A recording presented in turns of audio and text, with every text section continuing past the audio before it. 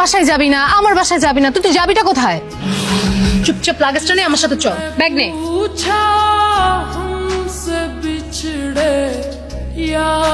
আসসালামু আলাইকুম uncle. Uncle, এই তুমি না আমার মেয়েকে বিয়ে করেছো? শ্বশুরকে কেউ আঙ্কেল বলে নাকি? আসলে আঙ্কেল প্রথমবার বিয়ে করেছি তো, পরের বার ঠিক হয়ে যাবে। পরের বার মানে কি? তোমার কি আরেকটা বিয়ে করার শখ আছে? এই তোর জামাই কি বলে রে? না বাবা, ও মজা করছে। ও আসলে একটু মজা করে কথা বলতে পছন্দ করে তো, তাই। একবার শুধু এই বাসা থেকে বেরোতে দে, আর জীবনও তোর সামনে আসবো না।